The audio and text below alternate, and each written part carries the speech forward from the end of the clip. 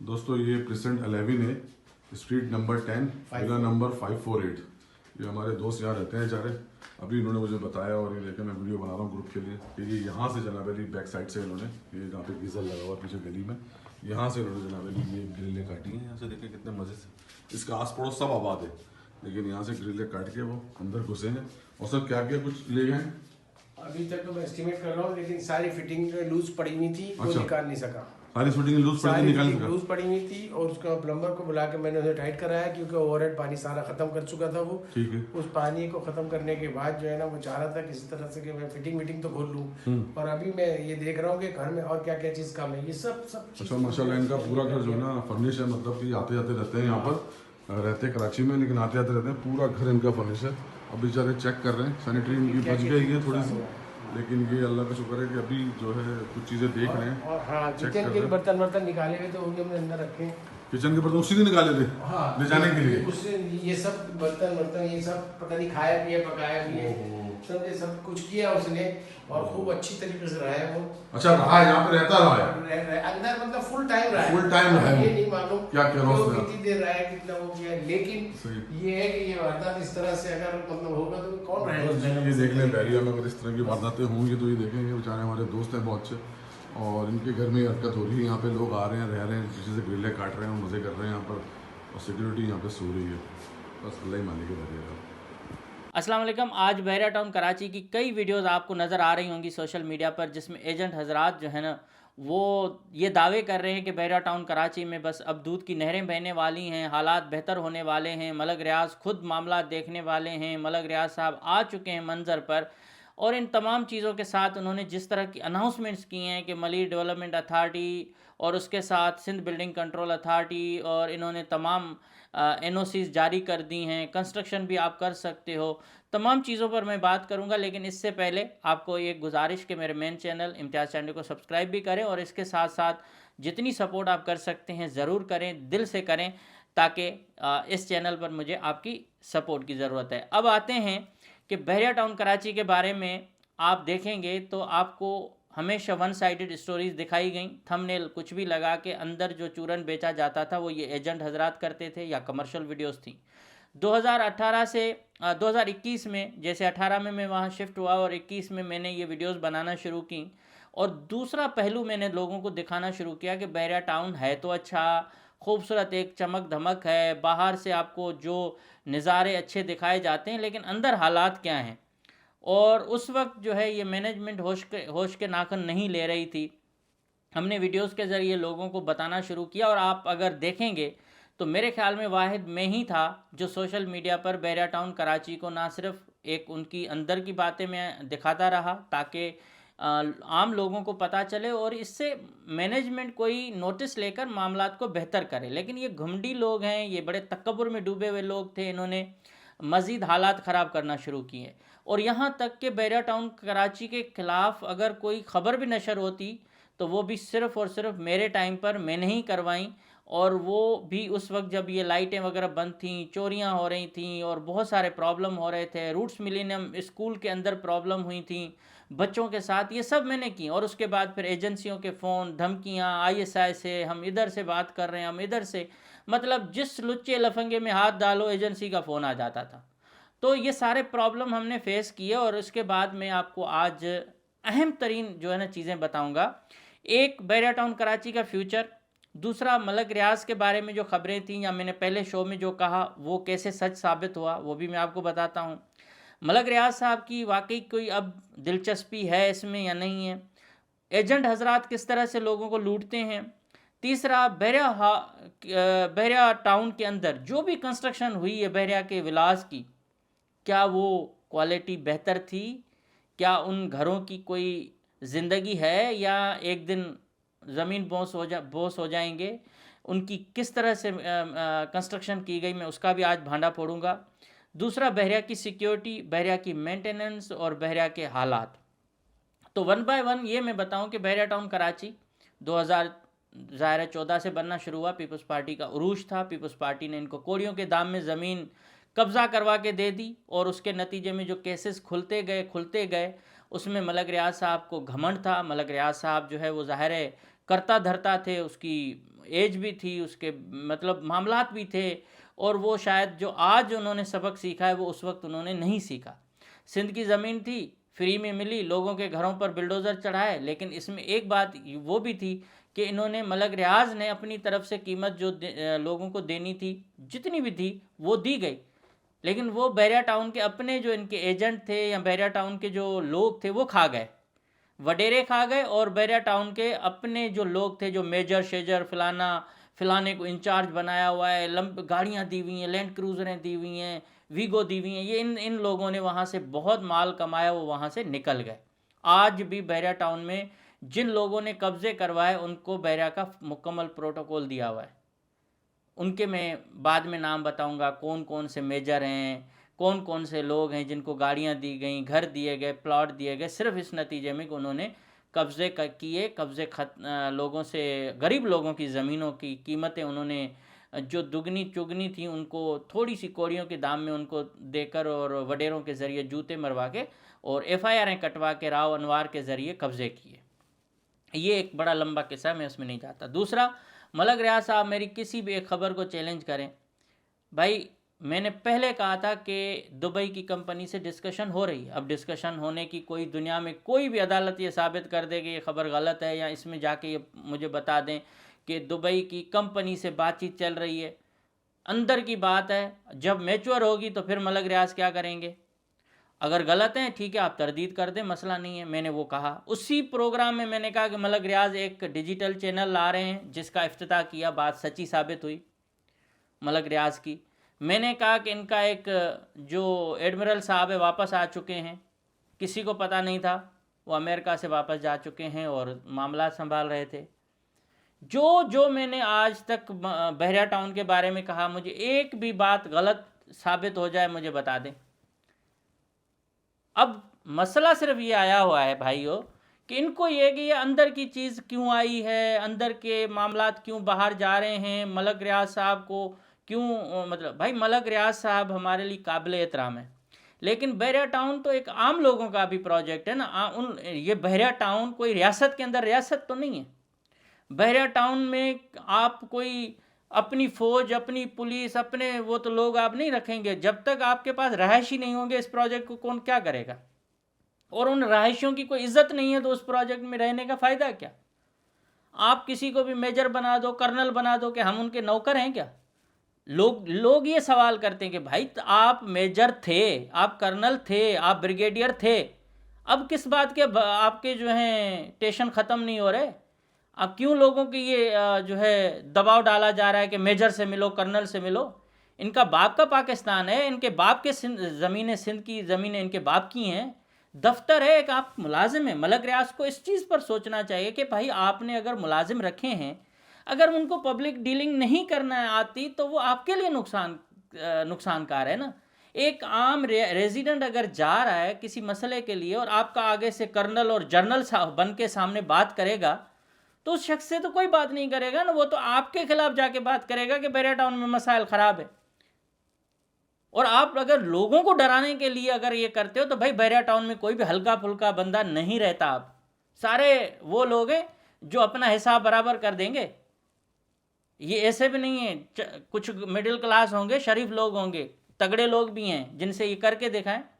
बलूचिस्तान का एक ट्रांसपोर्टर और एक ठेकेदार था, एक कायद विला में उसने स्ट्रीट 1 में, जहाँ ये कुरैशी साहब का घर था पहले, उसके बराबर में विला लिया, असले के साथ घूमता फिरता था। उसके गार्ड सारे गलियों में खड़े होते थे। किसने क्या उखाड़ा उसका? कुछ भी नहीं। बहरिया टाउन के अंदर असले की नुमाइश पर पाबंदी, असला नुमाइश चलती है, कौन रोक के दिखाए। बहरिया टाउन में ओवर स्पीडिंग पर पाबंदी है, कई हादसा हुए हैं, लोगों की जानें चली गई हैं। बताएं कोई मसला हुआ? एक भी मसले में सिक्योरिटी आई? इनका एक सिक्योरिटी का इंचार्ज था जिसने खातून के साथ जाके दोस्ती रख के उसको पहाड़ों पर पिस्टल लेके उसको घुमाता था, घरों में घुसता था, लोग औरतों से बदतमीजी करता था। मेरे नाम अभी जहन में नहीं, अगर किसी के जहन में है तो कमेंट में बताए। तो उस शख्स को बहरिया टाउन ने तब निकाला जब उनका अपना मामला आया। वो इस तरह से बहरिया की गाड़ियां और वीगो फॉर्च्यूनर लेके घूमता था। भाई ये सब चीज़ें बैरिया टाउन को नुकसान दे रही थी ना। हमने तो उस चीज़ पर कहा कि बैरिया टाउन, मलक रियाज साहब मालिक हैं, तो बाकी जो स्टेक होल्डर हैं वो रेजिडेंट हैं, क्योंकि मलक रियाज ने ये कोर्ट में जो केस रखा था वो भी यही रखा था कि अब बैरिया टाउन में पब्लिक इंटरेस्ट हो चुका है, इसलिए मैं इसमें कुछ नहीं कर सकता, और पब्लिक इंटरेस्ट की वजह से ही इनको 460 अरब रुपए में जुर्माना देकर और जज साहब ने फारिग किया था कि ठीक है पब्लिक इंटरेस्ट हो गया है, वरना जो खाली ज़मीनें थीं, घर मिसमार हो चुके होते। तो जब आवाम का ये प्रोजेक्ट है, जब आवाम इसमें रहती है, तो उस आवाम की कोई इज्जत तो होनी चाहिए, उनकी कोई कमेटी बना के उनको कोई रेस्पेक्ट देकर उनसे फैसले तो करवाएं। ये घमंड है, ठीक है ना। ये शाहिद कुरैशी साहब हैं, बहुत अच्छे इंसान होंगे, बहुत अच्छे मैनेजमेंट चलाते रहे होंगे, लेकिन वो मिलता तो अपने चमचों के साथ है ना। उन शाहिद कुरैशी साहब को उन लोगों की हिस्ट्री से, उन लोगों के ज़िंदगी से सीखना चाहिए जो लोग उरूज पे थे और जब जवाल आया तो उनके पास कोई नहीं था। अवैस टप्पी से ज़्यादा तो शाहिद कुरैशी के पावर नहीं थे ना। जनरल मुशर्रफ की बात करें, जनरल ज़िया-उल हक की बात करें, या दीगर जनरलों की बात करें, जनरल बाजवा से ज़्यादा तो इसके नहीं थे ना। आज जनरल बाजवा कहाँ है? तो शाहिद कुरैशी हो या मलक रियाज हो या अली मलिक हो, इनको उन लोगों के किस्से और कहानी और लाइफ ज़िंदगी की उस जो मामलात हैं उनसे सीखना चाहिए, जिनके उरूज के बाद उनके ऊपर जवाल आया और वो सारे चमचे छोड़ के चले गए। ये जितने भी कैलिफोर्निया स्टेट, फलाना स्टेट, ये जितने भी हैं, अगर आज शाहिद कुरैशी के आगे पीछे हैं तो शाहिद कुरैशी कोई उनका मामा लगता है क्या? भाई ये सारा पैसे का खेल है। ये शाहिद कुरैशी साहब आज इनको बोले कि आप ये बंद करो, मैं आपको नफ़ा नहीं देता, ये दूसरे दिन शाहिद कुरैशी के खिलाफ मुजाहरे करना शुरू करेंगे। सोचे ना। मैं तो इसलिए कह रहा हूं कि भाई आंख खोलें। मैं मलक रियाज साहब को यही कहता आया, भाई बैरिया टाउन के अंदर चोरियां हुई, मैंने कर्नल साहब कह रहा है ग्रिल नहीं लगाने देंगे, जंगले हम खिड़कियों को नहीं लगाने क्योंकि हमारा लेआउट ख़राब होगा। आखिर में लोगों ने एहतजाज करवा के वही करवा दिया। फिर क्या कहा, अब ये डिज़ाइन जो है ना ये हमारा होगा। अरे भाई पागल हो, अक्ल के अंध हो, लोगों की जान और माल से ज़्यादा कोई लेआउट होता है क्या? अगर एक सोसाइटी में आप सिक्योरिटी नहीं दे पा रहे और उसी सोसाइटी के अंदर आप ये भी इजाज़त नहीं दे रहे हो कि आप अपने घर के अंदर किसी को आने से रोकने के लिए कोई बंदोबस्त करो, यकीन करें कि वही मसला 6-6, 7-7, 8-8 महीने चलने के बाद वही मलक रियाज साहब ने कहा भाई जंगले लगाने दो। भाई लाहौर में लोगों ने छपरे लगाए हुए हैं, लाहौर बैरिया टाउन में। जंगले तो दूर अलग बात है, मतलब आपने अपने शेड बनाए हुए हैं, क्या क्या कंस्ट्रक्शन में उन्होंने धज्जियां उड़ाई हुई हैं, लेकिन कराची में नहीं करने देंगे। वजह यह कि कराची का कोई अलग रियासत बनाई हुई है। भाई जब बैरिया टाउन एक है, बायलाज एक हैं, बैरिया टाउन के मैनेजमेंट एक है, तो फिर पंजाब में अलग कवानीन, सिंध में अलग क्यों? और कॉमन सेंस की बात है, अगर एक बंदा चोर अपने किसी के घर में घुसेगा तो उस शख्स को आप क्या तहफ़्फ़ुज़ दे रहे हो? अब आते हैं घर के में कंस्ट्रक्शन के मामले पे। किसी भी रेजिडेंट से कसम उठा के पूछें कि घरों की कंस्ट्रक्शन रेत से की गई है, आप ड्रिल करें सीधा बाहर उस तरफ जो है ना वो होल हो जाएगा आपका पूरा। कहीं कोई खिड़की सही सलामत नहीं है, कहीं कोई बारिश से बचने का इन्होंने सिस्टम सही नहीं दिया। लोगों ने घरों से पानी बाल्टियों से निकाला है। दरवाजे कागज़ के टुकड़ों की तरह, आप एक मुक्का मारो पूरा दरवाज़ा टूट जाता है। हर महीने कंप्लेन ये होती है कि हमारा लॉक ख़राब है, ये आते हैं लॉक भी नहीं बनाते। अंदर कुछ हो तो उस दरवाजे को लॉक लगाएं। भाई कम से कम मेन दरवाज़ा तो आप कोई अच्छा लगवाते, वो तो कोई लकड़ी का लगाते। आपने चाइना से पिलाई के बनाए हुए जो है वो दरवाजे मंगवाए जो अंदर से खाली हैं, लोग तोड़ के अंदर चले जाते हैं। खिड़कियां वो लगाई हैं जो खिड़कियों को आप थोड़ा सा धक्का दो पूरी खिड़की अंदर चली जाती है। छतें बहती हैं, फर्श टूट जाते हैं। मेरे पास पूरी पूरी वीडियोस पड़ी हुई हैं। और उस कंडीशन में आप कहते हो ये घरों की जो हमने आलीशान घर बनाए। भाई मलक साहब आपने पैसे कमाए, आपने इन्वेस्ट किया, अपना प्रोजेक्ट लॉन्च किया, लोगों ने पैसे दिए, ना आपका कोई एहसान है पाकिस्तान पे, न लोगों का आप पे कोई एहसान है। लोगों ने देखा कि यार ठीक है हालात ख़राब है, बहरिया में जाएंगे थोड़ा सा बेहतर होगा, लेकिन बहरिया में झटके पे झटका, झटके पे झटका, झटके पे झटका। एजेंटों की चांदियां जो किराए के घरों में रहते हैं और जिन्होंने उनसे घर लिए हैं वो दरबदर। तो इसलिए घरों की कंस्ट्रक्शन ज़ीरो।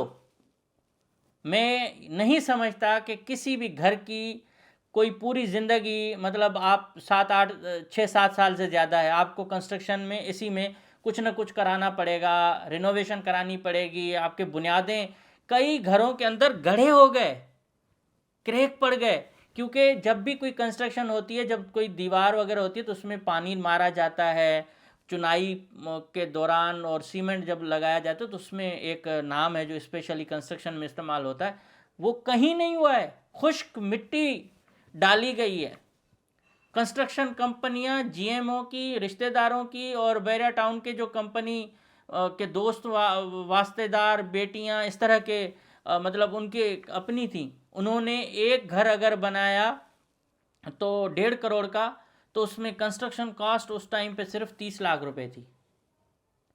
तो आप सोचें कि 1.5 करोड़ का घर अगर 30 लाख में बनेगा तो उसकी क्या मयार क्या होगा। तो ये हालत है कंस्ट्रक्शन इस वक्त। मैं चैलेंज करता हूं कि किसी भी एक विला की कंस्ट्रक्शन मुझे हाई लेवल की दिखा दें, मैं आज के बाद बहरिया पे बात करना बंद कर दूंगा।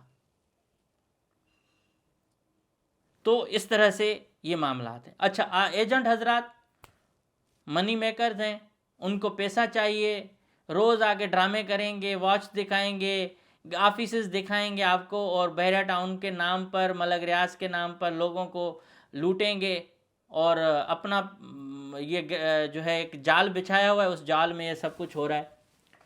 और एक भी इन्होंने जितने भी मेजॉरिटी इन एजेंटों की है, इन्होंने कोई प्रोजेक्ट कंप्लीट नहीं किए हैं सिवाय इक्का दुक्का के, और उसके साथ उनके साथ भी बहुत सारे मसले होते रहे हैं।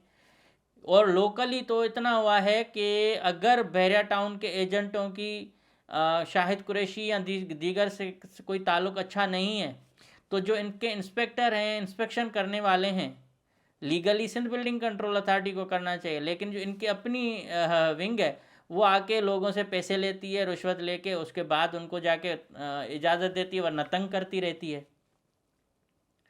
कंस्ट्रक्शन सही नहीं है, ये नहीं है, ये दीवार सही नहीं है, इस तरह से नहीं है, और आपने आधी ज़मीन तो लोगों को छुड़वा दी है, कंस्ट्रक्शन कहाँ से होगा। यही बहरिया टाउन के, अब आपको बात बता दूं कि हमारी हर चीज़ सही, बहरिया टाउन में अब ये हालत हो गई है कि लोग जब बिल्कुल हाथ निकाल चुके हैं, तो ये कल से जो मुंह फाड़ फाड़ के एजेंट वीडियोस बना रहे हैं कि अब तो ग्राउंड फ्लोर जो है ना, ग्राउंड फ्लोर बनाने पे भी इजाज़त दे दी है बहरिया टाउन ने, अब आप ग्राउंड बना के भी बस छोड़ दें और बाकी दूसरी छत जो है वो आप बाद में डलवाएं, दूसरा फ्लोर बाद में बने। भाई यही फैसले आप अगर शुरू में करते तो इस वक्त बहरिया टाउन कोई 90% आबाद हो चुका होता। बहरिया टाउन में बीआरटी बसेस चलाने की बात चलती रही, बहरिया टाउन में ट्रेनें चलाने की बात चलती रही, बहरिया टाउन में 7 स्टार होटल की बात चलती रही, बहरिया टाउन में पता नहीं मलक रियाज ने क्या क्या किया है। आज तक बहरिया टाउन के अंदर कोई ट्रांसपोर्ट का मुझे सही सिस्टम बता दें, कोई नहीं है। कराची लोग जाएं, टोल टैक्स वालों से आपकी ये हालत है कि टोल टैक्स वाले, एफडब्ल्यू वाले आपके गले में पड़े हुए हैं, सड़कें बनाकर चौकियां कायम करके सारे बहरिया टाउन के रेजिडेंट्स की तौहीन करते रहते हैं। कभी कोई मलक रियाज ने बात की? जब कंस्ट्रक्शन बहरिया टाउन ने कराई है सब कुछ, तो फिर एफडब्ल्यू का क्या हक बनता है उस जगह पे बैठने का? तो इस तरह से बहरिया टाउन को झटके पे झटका देके तबाह किया गया है। अब मुर्दा घोड़े में जान डालने के लिए रोज़ाना कुछ ना कुछ हो रहा है। मैं यही चाह रहा हूँ, अल्लाह करे ऐसा हो कि जिन लोगों की इन्वेस्टमेंट है वो बिल्कुल बाहर आ जाए, डूबे नहीं। जिन लोगों को बहरिया टाउन से उम्मीदें थी, जिन्होंने अपनी जमा पूंजी लगाई, उनकी वो जमा पूंजी बच जाए। लेकिन ये आर्जी इक़दामात हैं। मलक रियाज ने पूरा अपना शिफ्ट जो है ना चेंज कर दिया माइंड। वो अब नुक्ता चैनल की तरफ जा रहा है, सहाफ़ियों को लेके जा रहा है। उनको एक बड़ा टास्क मिला है इंडिया और बांग्लादेश को फोकस करने का। जो हमारे पाकिस्तान का काम है वो वहाँ नज़र रखने के लिए उन्होंने पूरा सिस्टम बनाया हुआ है, उसके ज़रिए ये सब कुछ करेंगे। और बड़ी बात है, डिजिटल ज़माना है, होना चाहिए। लेकिन इशू ये है कि एक प्रोजेक्ट आपसे चलता नहीं है और दूसरे प्रोजेक्ट्स में आप हाथ डालते हो। और इससे भी शायद यही काम होगा कि जिस तरह से बोल टीवी के साथ हुआ है, अल्लाह न करे इस तरह से हो, क्योंकि बहुत सारे लोग अच्छे अच्छे चैनल छोड़ के यहाँ जा रहे हैं और वहाँ से यही होगा। इससे पहले आप चैनल ऐसा हुआ, इससे पहले एक और चैनल इन्होंने ख़रीदा, वो बंद हो गया। तो अब मसला ये है कि वाइज डिसीजन का विजडम होना चाहिए। बहरिया टाउन के बारे में मैं आपको बता दूं क्लियर कि बहरिया टाउन में अभी 2 से 3 साल तक कोई उम्मीद न रखें। बहरिया टाउन के इस आर्जी ये जो ट्रीटमेंट्स कर रहे हैं, आर्जी नुस्खे आजमाए जा रहे हैं, इससे बहरिया टाउन की मार्केट बेहतर नहीं होगी। बहरिया टाउन का हल ही ये है कि मलक रियाज एक प्रॉपर डिसीजन करे। मलक रियाज को मैनेजमेंट में तब्दीलियां लानी चाहिए। मलक रियाज साहब को रेजिडेंट्स को इज़्ज़त देनी चाहिए।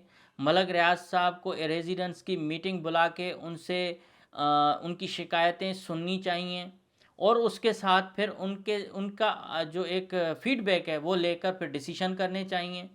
क्योंकि मलक रियाज साहब ने जिन लोगों को भी बिठाया है, मेजॉरिटी मलक रियाज के अगेंस्ट ही है, अली मलिक के भी अगेंस्ट हैं। यही लोग फैलाते हैं खबरें कि अली साहब ये कर रहा है, अली साहब तो इसमें काम में मसरूफ़ है, फ़लाना इस काम में मसरूफ़ है। कई वीडियोस वायरल हुई उस वक्त के अंदर की सीसीटीवी कैमरे किस तरह से क्या ऑफिस में काम होते थे। तो एक आम खातून को इतना पावर दिया गया पूरे बहरिया टाउन के अंदर। तो ये सारी चीज़ें अंदर के लोग कर रहे हैं। और जिन लोगों ने बहरिया टाउन के अंदर जो जीएम शीएम अपनी करप्शन करते थे उनको एक्सपोज किया, उनको निकाला गया, उल्टा उनको तहफ़्फ़ुज़ देने के बजाय उनको नुकसान दिया गया। तो अब बहरिया टाउन के इस मुर्दा घोड़े में जान डालने की कोशिश की जा रही है, वो भी आर्जी है।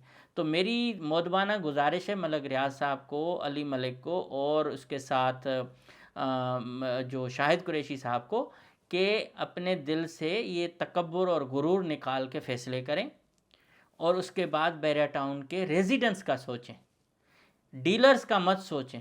आपकी ज़मीन है, वो ज़मीन आपकी बिकी जाएगी, लेकिन जब तक आप रेजिडेंट्स को इज़्ज़त नहीं देंगे तब तक बहरिया टाउन कभी भी आगे नहीं बढ़ेगा। सवाल ही पैदा नहीं है। इनके चैनलों पर आप व्यूज़ जाके देखें 1000, 2000, 500, और वो भी कोई अगेंस्ट बनाए तो शायद कोई 50-60 हज़ार पे 2-3 साल के बाद पहुँचे। लेकिन बहरिया टाउन ग्रो तब करेगा जब जेन्युइन लोग वीडियोस बनाएंगे, जब जेन्युइन लोगों को के मसाइल हल होंगे, तब जाके ये सब कुछ होगा। बाकी तकब्बुर और गुरूर का यही हालत है। मेंटेनेंस और बिजली के मामलात, लोड शेडिंग, सिक्योरिटी का फेल्यूर, ये बहरिया टाउन नहीं करेगा। और इवन मैं तो आपको और बात बताऊँ, बहरिया टाउन की सिक्योरिटी का कोई हाल नहीं है। न दुश्मन को ख़तरा, न दोस्त को आसरा। और ये लोग जो हैं आटे पे चट्टी हैं, जो हम सिंधी में बोलते हैं अट्टे पे चट्टी, मतलब आटा जो होता है ना उस पे भी, उसके ऊपर भी मतलब नुकसान। तो इनको मेरे ख्याल में साइड पे करके जो एक बाकायदा अच्छी फोर्स हो जिसमें एजुकेटेड लोग हों वही इसको लाएं, जो लोगों की इज़्ज़त करें, जिनको पता हो प्रोटोकॉल्स का, और तमाम रेजिडेंट्स को कोई चेंजेस हों तो उनको बताया जाए। बाकी ये बिल्कुल जाहिल मेजॉरिटी की लोग हैं इसमें जो बड़े इंचार्ज बने हुए हैं, इनको कोई पता नहीं है कि बहरिया में क्या हो रहा है, किस तरह से सिक्योरिटी मेंटेन करनी है, किस तरह से लोगों को तहफ़्फ़ुज़ देना है, एहसास देना है, वो नहीं है। तो ये जब तक मेजर जनरलों रिटायर्डों पे ये बहरिया टाउन चलेगा, इसका हाल यही रहेगा और इन्हीं को सुधारने की ज़रूरत है। जब तक ये नहीं होगा मेरे ख्याल में मलक रियाज साहब हज़ारों केसेस लोगों पे कर ले, फ़र्क नहीं पड़ेगा। Thank you so much.